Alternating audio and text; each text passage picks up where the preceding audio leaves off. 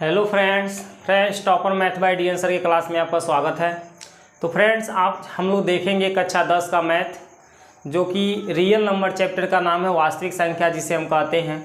और इसमें हम लोग आज क्वेश्चन नंबर 11 से लेकर 15 तक देखेंगे, ठीक है। तो दोस्तों क्वेश्चन नंबर 11 में क्या कहता है, व्याख्या कीजिए कि 3 गुणे 12 गुणे 101 प्लस 4 एक अभाज्य संख्या है या भाज्य संख्या है। तो ये जो संख्या दिया गया है हमें इसका पता करना है कि अभाज्य संख्या है कि भाज्य संख्या है। तो आइए हम क्वेश्चन नंबर 11 को सॉल्व करते हैं। तो हम लिखेंगे क्वेश्चन नंबर 11 का हल, और इसमें दिया गया है 3 गुणे 12 गुणे में 101 और प्लस में क्या दिया गया है 4। तो प्लस के इधर ये जो संख्याएं हैं सब गुणे में हैं, और प्लस के इधर जो संख्या ये सिंगल संख्या आपको दिख रही है। तो ये जो टोटल संख्या है इनको हम एक संख्या मानते हैं, क्योंकि ये गुणे में है तो इसे हम एक ही पद कहेंगे। और प्लस के बाद जो दिख रहा है ये हमारा दूसरा पद है। तो इन दोनों पदों में है यदि हम कॉमन ढूंढें तो इन दोनों पदों में हमें 4 कॉमन मिल जाएगा। यहाँ से भी 4 मिलेगा, और इस 12 के पास हमारा 4 गुणे 3 है। इस 12 को हम क्या लिख सकते हैं, 4 गुणे 3 लिख सकते हैं। तो दोनों में देखिए हमारा 4 क्या है, कॉमन है। तो हम 4 जब कॉमन निकालेंगे तो यहाँ बचेगा 3 गुणे 12 के पास से 4 निकल जाएगा तो क्या बचेगा 3, और गुणे में बचेगा 101 प्लस का यहाँ क्या बचेगा 1, क्योंकि 4 हमारा कॉमन हो गया और 4 को हम 4 गुणे 1 लिख सकते हैं। तो जब 4 कॉमन हो जाएगा तो यहाँ क्या बचेगा 1, ठीक है। जब टोटल संख्या कॉमन होती है तो वहाँ पर 1 बचता है, उसका गुणांक। तो आगे देखिए इसके बाद हम क्या करेंगे, यहाँ लिखेंगे 4, 3 में 3 का गुणा करेंगे 9, क्या आएगा 9 गुणे में 101 प्लस का 1। आगे हम क्या लिखेंगे 4, 9 का 101 में गुणा करेंगे तो 900 कितना हो जाएगा 9 प्लस 1, ठीक है ना। अब इसको हम जोड़ेंगे तो ये हो जाएगा 4 गुणे 901 में 1 को जोड़ेंगे तो 900 कितना हो जाएगा 10। तो इस संख्या के गुणनखंड कितने बन रहे हैं, 2 बन रहे हैं, जिनमें से 4 हमारा क्या है, भाज्य संख्या है, और ये 910 भी क्या है, भाज्य संख्या है। तो यहाँ लिखेंगे चूंकि 4 और 910 भाज्य संख्याएं हैं, भाज्य संख्याएं हैं, ठीक है। ये दोनों के दोनों भाज्य संख्याएं हैं, ये किसी दूसरे संख्या के पहाड़ा से कटते हैं। अभाज्य संख्या क्या होती है, जो केवल अपने पहाड़ा से कटती है, लेकिन 4 और 910 ऐसे संख्या हैं जो अपने पहाड़ा से कटेंगे ही, लेकिन ये दूसरे के भी पहाड़ा से कटेंगे। जैसे 2 के पहाड़ा से देखिए 4 कट जाएगा, ये भी 2 के पहाड़ा से कट जाएगा, है ना। ये 5 के भी पहाड़ा से कट जाएगा। तो इस तरह से मतलब ये दूसरे के टेबल से कट रहे हैं, इसीलिए इसको हम क्या कहेंगे, भाज्य संख्याएं हैं। तो जब 4 और 910 हमारे भाज्य संख्या हैं तो ये जो क्वेश्चन दिया गया है ये भी हमारा क्या होगा, भाज्य। इसलिए 3 गुणे 12 गुणे 101 प्लस 4 भाज्य संख्या है, भाज्य संख्या है, ठीक है। पता कर लिए कि ये कैसी संख्या है। तो इस तरह से हम क्वेश्चन नंबर 11 को सॉल्व करेंगे। यही हमारा क्या हो जाएगा, आंसर, जो हमने नीचे वाले लाइन में लिख दिया है। अब क्वेश्चन नंबर 12 को देखिए कैसे सॉल्व करेंगे, इसको हटा देते हैं, ठीक है। क्वेश्चन नंबर कौन सा देख लेते हैं, 12 को। तो देखिए क्वेश्चन नंबर 12 में बोला है, निम्न में से कौन सा एक सह अभाज्य संख्याओं का युग्म है। युग्म मतलब ये जो जोड़ा दिया गया है, इन जोड़ा में हमें पता करना है कौन सह अभाज्य संख्या का युग्म है। यहाँ 1435 दिया गया है, यहाँ 1825 दिया गया है, यहाँ 3193 दिया गया है, और यहाँ पर 32 और 62 दिया गया है। तो हम आपको समझाना चाहेंगे कि सह अभाज्य संख्या पहले हम जाने क्या होती है। अगर सह अभाज्य संख्या हमें न पता हो तो फिर हम इसकी जांच नहीं कर पाएंगे। तो सह अभाज्य संख्या वह संख्या होती है जिनका उभयनिष्ठ गुणनखंड क्या हो, 1 हो। यानी इन दोनों संख्याओं का अगर जो उभयनिष्ठ गुणनखंड 1 आवे तो हम इनको सह अभाज्य संख्या कहेंगे। अगर 1 के अलावा कोई दूसरी संख्या आवे तो उसे हम सह अभाज्य संख्या नहीं कहेंगे। जैसे मान लीजिए हमारे पास एक संख्या 5 है और एक क्या है 7 है, तो ये हमारा सह अभाज्य संख्या कहलाएगा, क्योंकि हम 5 को क्या लिख सकते हैं, 5 गुणे 1, 7 को क्या लिख सकते हैं, 7 गुणे 1। तो इन दोनों का उभयनिष्ठ गुणनखंड क्या मिल रहा है, 1 मिल रहा है। इसलिए हम इसको क्या कहेंगे, सहअभाज्य संख्या कहेंगे। ये 5 और 7 हमारा सहअभाज्य संख्या का युग्म है। तो आइए हम इनको जांच करते हैं। ऑप्शन ए को देखते हैं। ऑप्शन ए में क्या दिया है, 14,35 दिया गया है। ठीक है, तो हम ऑप्शन ए में देखेंगे कि जो 14 है इसे हम 2 गुणे 7 लिख सकते हैं, और जो 35 है इसे हम 5 गुणे 7 लिख सकते हैं। तो इन दोनों में उभयनिष्ठ गुणनखंड जिसे हम HCF कहते हैं, उभयनिष्ठ गुणनखंड को क्या कहते हैं, HCF। इन दोनों में देखिए क्या मिल रहा है, 7 मिल रहा है। इन दोनों में 7 मिल रहा है, इसलिए हमारा सहअभाज्य संख्या का युग्म नहीं कहलाएगा, क्योंकि उभयनिष्ठ गुणनखंड एक जिसका मिलेगा वही होगा। तो यह सहअभाज्य संख्या नहीं है। अब हम बी को चेक कर लेते हैं। तो बी में हमारा क्या दिया है, 18 और क्या दिया है, 25। 18 को हम क्या लिख सकते हैं, 2 तिहाई 6 त्रिके 18, 2 गुणे 3 गुणे 3, 3 त्रिके 9 दूनी 18, और 25 को हम क्या लिख सकते हैं, 5 गुणे 5। ठीक है, अब बताइए इनमें कुछ मिल रहा है, एक जैसा कुछ मिल रहा है? तो आप देखेंगे कि एक जैसा कुछ नहीं है। नीचे 5 है तो ऊपर कहीं 5 दिख ही नहीं रहा है। तो जहाँ कुछ नहीं मिलता वहाँ पर क्या कॉमन होता है, 1। क्यों? क्योंकि हम इसको गुणे में यहाँ 1 लिख सकते हैं। देखिए 2 तिहाई 6, 6 त्रिक 18, 18 करना कितना होता है, 18 होता है। 5 का 5 में गुणा करेंगे 25, 25 का 1 में करेंगे 25 होगा। तो इन दोनों में क्या मिल रहा है, 1 मिल रहा है। तो जब किसी संख्या में कोई अवयव न मैच करे तो वहाँ पर क्या मिल जाता है, 1। तो इस संख्या का HCF 1 आ रहा है, यानी कि इसका उभयनिष्ठ गुणनखंड क्या है, 1 है। तो यानी कि इस क्वेश्चन में सहअभाज्य संख्या का युग्म कौन होगा, दूसरा वाला सही हो जाएगा, 18,25। ठीक है, विकल्प दूसरा इसका क्या हो जाएगा, सही हो जाएगा। आगे आपको तीसरा चौथा चेक करने की अब जरूरत ही नहीं है, क्योंकि आपको दूसरा वाला मिल चुका है। ठीक है, तो इस क्वेश्चन का आंसर कौन हो जाएगा, बी ऑप्शन सही हो जाएगा, दूसरा सही हो जाएगा। पहला नहीं सही है, दूसरा सही है। ठीक है, अब क्वेश्चन नंबर 13 को देख लेते हैं। तो क्वेश्चन नंबर 13 में देखिए क्या कहता है, दिखाइए कि कौड़ी में 3 एक अपरिमेय संख्या है। हमें दिखाना है कौड़ी में 3 एक अपरिमेय संख्या है। तो हम यहाँ लिखेंगे, माना कौड़ी में 3 एक परिमेय संख्या है। माना कौड़ी में 3 एक परिमेय संख्या है। ठीक है, ऐसे आप मान लेंगे, माना कौड़ी में 3 एक परिमेय संख्या है। ये कहता है कि आप सिद्ध करके दिखाइए कि कौड़ी में 3 क्या है, अपरिमेय संख्या है। लेकिन अपरिमेय कहता है तो आप क्या मानेंगे, परिमेय मानेंगे। ठीक है, माना कौड़ी में 3 एक परिमेय संख्या है जिसे P/Q के रूप में, जिसे P/Q के रूप में निरूपित कर सकते हैं। क्या कर सकते हैं, P/Q के रूप में निरूपित कर सकते हैं। ठीक है, जब परिमेय संख्या है तो परिमेय संख्या को हम P/Q के रूप में निरूपित करते हैं। ठीक है ना, तो जब कौड़ी में 3 को हमने परिमेय संख्या मान लिया तो इसे हम P/Q के रूप में क्या कर सकते हैं, निरूपित कर सकते हैं। जिसे P/Q के रूप में निरूपित कर सकते हैं जिनमें P और Q का सहअभाज्य गुणनखंड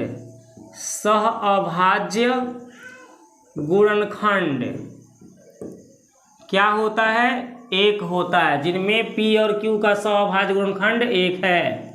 ठीक है, यदि हमारा P/Q परिमेय संख्या है तो P और Q का सहअभाज्य गुणनखंड क्या आएगा, 1 आएगा।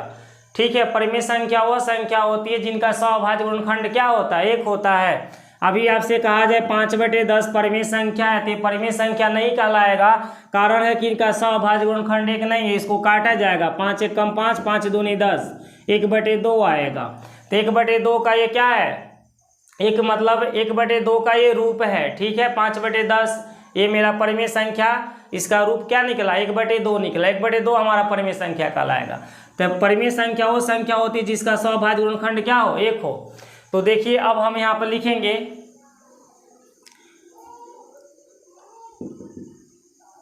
चूंकि कौड़ी में 3 बराबर क्या हो जाएगा, P/Q हो जाएगा। ठीक है ना, क्योंकि कौड़ी में 3 एक परिमेय संख्या, इसे हम P/Q के रूप में निरूपित कर सकते हैं। यहाँ लिख दीजिए, इसलिए दोनों पक्षों का वर्ग करने पर, दोनों पक्षों का वर्ग करने पर, ठीक है, वर्ग करने पर, तो जब इसके दोनों पक्षों का वर्ग करेंगे तो कहाड़ी में 3 का वर्ग कितना हो जाएगा 3, और यहाँ हो जाएगा p² बटा q²। ठीक है, अब q² को हम यहाँ पर 3 के पास ले जाएंगे और 3 को कहाँ ले जाएंगे q² के पास, तो q² की वैल्यू आएगी p² बटा 3, यानी कि q² क्या है, एक भाज्य संख्या है जो 3 से विभाजित हो रहा है। देखिए p² हमारा 3 से कट जा रहा है कि नहीं कट जा रहा है, कट जा रहा ना, तो p² किससे कट जा रहा है 3 से कट जा रहा है। तो यहाँ लिखेंगे चूंकि p² 3 से विभाज्य है, p² किससे विभाज्य है 3 से विभाज्य है, ठीक है, इसलिए p भी 3 से विभाज्य होगा, p भी 3 से विभाज्य होगा। ठीक है, यहाँ देख सकते हैं p² आपका किससे विभाज्य है 3 से विभाज्य है कि नहीं है। p² मेरा 3/3 आया है ना, यानी 3 से p² कटेगा तो कितना आएगा q² आएगा। यहाँ 3 से जब p² में हम भाग करेंगे तो कितना आएगा q² आएगा। इसका अर्थ है कि 3 से p² हमारा विभाज्य है। तो जब कोई संख्या वर्ग रूप में विभाजित होती है तो जब वर्ग इसका हट जाता है तब भी वो संख्या हमारी क्या होती है विभाजित होती है। ठीक है, जैसे आपको एक एग्जाम्पल दें कि यदि 4 का वर्ग हमारा 2 से विभाजित है, 4 का वर्ग कितना होता है 16/2, काटेंगे तो 8 हो जाएगा ना। तो देखिए 4 का वर्ग 2 से विभाजित है तो 4 भी मेरा 2 से विभाजित हो जाएगा। देखिए 2 से 4 मेरा 2 बार में कट जाएगा। तो यदि किसी संख्या का वर्ग किसी संख्या से विभाजित हो रहा है तो वह संख्या भी उस संख्या से विभाजित होती है। ठीक है, तो यहाँ पर आपने क्या देखा कि p भी 3 से विभाज्य होगा। ठीक है, क्लियर हो गया। इसको आप इक्वेशन नंबर क्या बना दीजिएगा फर्स्ट बना दीजिएगा। ठीक है, अब आगे आप लिखेंगे यहाँ पर माना, क्या लिखेंगे माना। इस p के जगह कोई संख्या आप मानेंगे जो 3 के पहाड़ा में आता हो। तो यहाँ आप लिख लीजिए माना p बराबर 3x रखने पर, कुछ भी आप मान सकते हैं। ठीक है, p बराबर हमने क्या मान लिया 3x रखने पर, तो बताइए q² बराबर क्या बनेगा 3x का वर्ग बटे 3 बनेगा। 3x का वर्ग कितना होता है 9x² बटे कितना हो जाएगा 3। हम 3 से 9 को 3 बार में काट सकते हैं तो क्या मिला 3x² मिला। ठीक है, तो q² बराबर कितना आ गया 3x² आ गया। अगर यहाँ से x² के पास से मैं 3 को हटा दूँ इस 3 को, तो ये 3 कहाँ जाएगा q के बटे जाएगा, तो x² का मान आएगा q² बटे 3।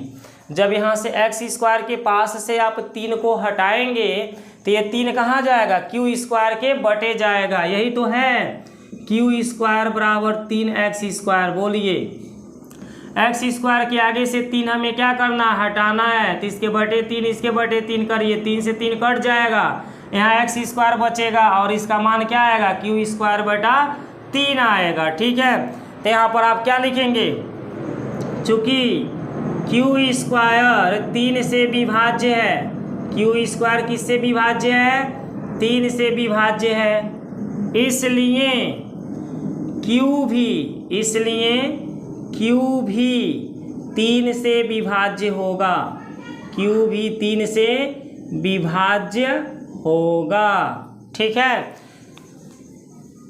चलिए ठीक है, q भी 3 से क्या होगा विभाज्य होगा, और इसको हम समीकरण क्या बना देंगे 2। तो समीकरण 1 और 2 से आप क्या देख रहे हैं कि p हमारा 3 से कट रहा है और q भी हमारा 3 से कट रहा है। तो बताइए इससे क्या निष्कर्ष निकलता है, चूंकि p और q 3 से विभाज्य है, किससे विभाज्य है 3 से विभाज्य है ना,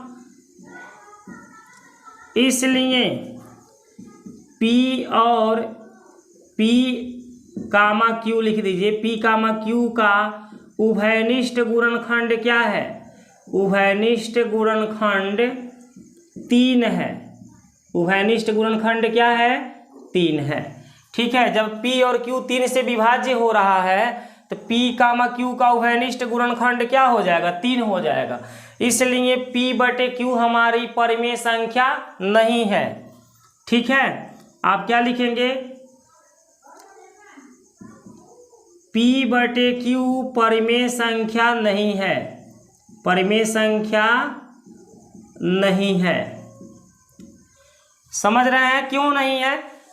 क्योंकि यह 3 से विभाजित हो रहा है। तो जब भाई P और Q 3 से विभाजित होगा तो ये परिमेय संख्या नहीं है। ठीक है, और जब ये परिमेय संख्या नहीं है तो P/Q को हम बोलेंगे परिमेय संख्या नहीं है। और जब P/Q हमारा परिमेय संख्या नहीं है तो कांडी में 3 भी हमारी क्या है? परिमेय संख्या नहीं है। ठीक है, अब देखिए यहाँ पर मिटा के लिखते हैं, इसको मिटा देते हैं, इसको मिटा करके लिख दीजिए।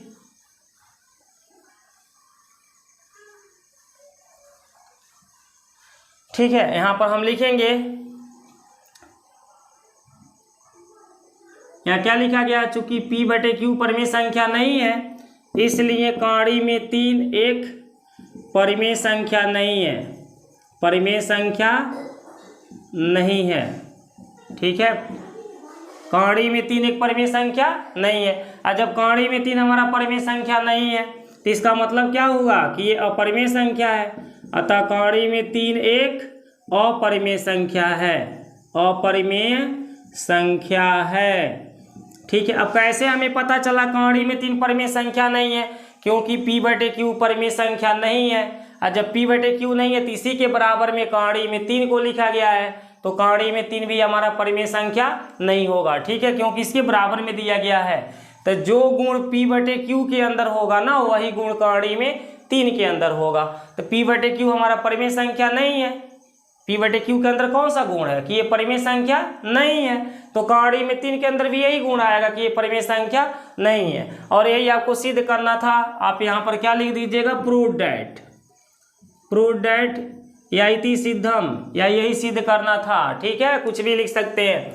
तो चलिए इस तरह से आप लिख देंगे तो क्या हो जाएगा? आपका ये पूरा के पूरा सही हो जाएगा। अब चलते हैं हम क्वेश्चन नंबर 4 को देखते हैं। 3 आपका समाप्त हो गया। तो चलिए क्वेश्चन नंबर 14 को देख लेते हैं कि क्वेश्चन नंबर 14 में क्या कह रहा है।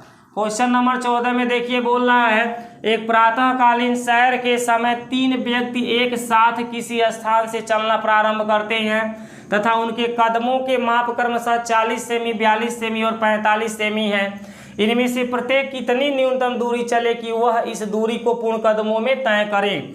तो यहाँ पर देखिए 3 को क्या है? व्यक्ति हैं, और ये एक ही स्थान पे यहाँ खड़े हैं। यहाँ से ये क्या करते हैं? चलना प्रारंभ करते हैं। तो पहला व्यक्ति कितना दूरी चलता है? 40 सेमी की दूरी उसकी कदम तय करती है। एक कदम जब आगे बढ़ाएगा ना, ऐसे एक कदम बढ़ाएगा तो कितना दूर जाएगा? 40 सेमी। और जो दूसरा का व्यक्ति है वो कितना जाता है? 42 सेमी जाता है। और जो तीसरा का व्यक्ति वो कितना जाता है? 45 सेमी जाता है।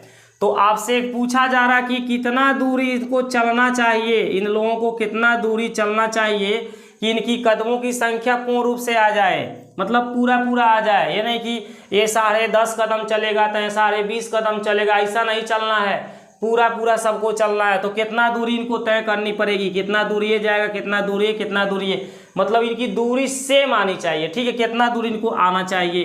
तो ये दूरी को हमें क्या करना है? इनकी दूरी को फाइंड करना कि यहाँ कितना दूरी ये लोग चल के आएंगे कि इनकी कदमों की संख्या पूरा आ जाए। बात समझ में आ रही है? तो इस तरह के क्वेश्चन में हम क्या करते हैं? इस तरह के क्वेश्चन में यहाँ देखिए न्यूनतम शब्द जहाँ दे दिया रहता है वहाँ पर हमें निकालना होता है एलसीएम। क्या निकालना होता है? एलसीएम। तो इस क्वेश्चन का हम एलसीएम निकालेंगे। तो यहाँ पर लिखेंगे चूंकि 3 व्यक्ति के कदमों के माप क्रमशः कितना दिया है? 40 सेमी, 42 सेमी और 45 सेमी है, इसलिए इनमें से प्रत्येक द्वारा तय की गई दूरी, इसलिए इनमें से प्रत्येक द्वारा तय की गई न्यूनतम दूरी, ठीक है। हमको क्या निकालना है, न्यूनतम दूरी निकालना है, जिससे कि इनके कदमों को पूर्ण रूप से तय किया जा सके। तो इनमें से प्रत्येक द्वारा तय की गई न्यूनतम दूरी क्या हो जाएगी, इनके कदमों के माप का एलसीएम। तो एलसीएम हो जाएगा किस संख्या का, 40 का, 42 का और 45 का। तो आप 40, 42, 45 का एलसीएम निकाल कर यहाँ पे क्या करिए, नोट कर लीजिए। तो चलिए यहाँ पे निकालते हैं, 40 है, 42 है और क्या है, 45 है, ठीक है। इसको 2 से काटेंगे तो 20 बार में कटेगा, 21 बार में कटेगा, 45 नहीं कटेगा। अब देखिए ये जो 20 आया है, ये ऑलरेडी जिस संख्या से कटेगा उस संख्या से इसमें से कोई नहीं कटेगा, मतलब 5 से भी देखिए, 5 से काट दी, नहीं 5 से काटिए, 5 चौका 20, 21 नहीं कटेगा, 5 9 45, ठीक है। 3 से काटिए, ये 4 उतर जाएगा, 3 7 21, 3 3 9 हो जाएगा। अब इनमें से जो संख्याएं हैं सब अपने अपने नंबर से ही कटेंगे। इसको 2 से काट के क्या करेंगे, फिर 2 से काटना पड़ेगा। ये 7 से कटेगा या 3 से कटेगा, तो सीधे आप समझिए 4 से वो कटेगा, और एक किस से कटेगा, 7 से कटेगा, और एक किस से कटेगा, 3 से कटेगा, ठीक है। तो इस तरह से हमारे सब के सब कट गए। आप छोटे से छोटे नंबर से काट सकते हैं जैसे जानते हैं, लेकिन हम इसको क्या बोलते हैं, जल्दी निकालने के लिए ऐसे बड़े बड़े नंबर से काट दिए हैं। 2 का 5 में गुणा करेंगे, 2 5 कितना आएगा, 10, 10 का 3 में गुणा करेंगे, 10 3 30, 30 का 4 में करेंगे, 30 चौका 120, 120 का हम गुणा किस में करेंगे, 7 में। तो 120 गुणे 7 कितना हो जाएगा बताइए, 840 हो जाएगा। कितना हो जाएगा, 120 गुणे 7 कितना हो जाएगा, 840, और उसका गुणा किस में करना है, 3 में। तो गुणे यहाँ 3 कर लीजिए, 0 3 8 24, 3 चौका 12 होता है, और 3 8 24 से कितना होता है, 25। यानी कि इनको 2520 सेंटीमीटर की दूरी तय करनी पड़ेगी। हर एक आदमी को 2520 सेंटीमीटर की दूरी तय करनी पड़ेगी, तो इनके कदमों को पूरा पूरा मापा जा सकता है, ठीक है। तो वह न्यूनतम दूरी कितनी है, 2520 है, ठीक है ना। कम से कम 2520 सेंटीमीटर दूर जब जाएंगे तो इनके कदमों को पूरा पूरा मापा जा सकता है। अगर इससे कम वो दूरी तय करेंगे तो इनके कदमों को आप पूरा पूरा नहीं माप पाएंगे, ठीक है ना। तो चलिए इस तरह से क्वेश्चन नंबर 14 आपका क्या होता है, समाप्त होता है। यहाँ पर लिख दीजिएगा, अतः वह न्यूनतम दूरी 2520 सेमी है, 2520 सेमी है, जिनमें उनके कदमों को ठीक है, उनके कदमों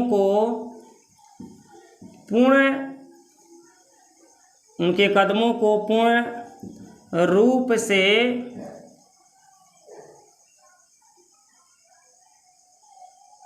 जिससे उनके कदमों क्या लिखा है यहाँ पर, दूरी को पूर्ण कदमों में तय करे, है ना। तो जिससे यहाँ पे क्या लिखेंगे, जिसमें उनके कदम जिससे उनके कदम यह दूरी पूर्ण कदमों में तय करेंगे, ठीक है। तो कहने का मेरा मेन मतलब यही है कि उनकी जो कदम है वो पूर्ण कदमों में उन दूरियों को कब तय कर पाएगी, जब उनकी न्यूनतम दूरी 2520 सेमी आएगी। अगर ये नहीं लिखते हैं तभी कोई बात नहीं, आप यहाँ पर आंसर लिख दिए 2520 सेमी, तब भी आपका परफेक्ट है, एक नंबर नहीं कटेगा, ठीक है ना। जितने नंबर का क्वेश्चन उतना नंबर आपको मिल जाएगा। तो चलिए क्वेश्चन नंबर आप कौन सा देखते हैं, 15 को देख लेते हैं। लास्ट ये क्वेश्चन है, 15 नंबर को देख लीजिए कैसे लिखा जाएगा। तो क्वेश्चन नंबर 15 का हमारा क्या कहता है, निम्नलिखित गुणनखंड वृक्ष को पूर्ण कीजिए और x, y तथा z के मान ज्ञात कीजिए। तो आप देखते हैं कि x के पास से 2 गो यहाँ वृक्ष निकला, एक 2 और एक y है, और y के पास से 2 वृक्ष निकला है, एक का 2 और एक का 1855 नाम है।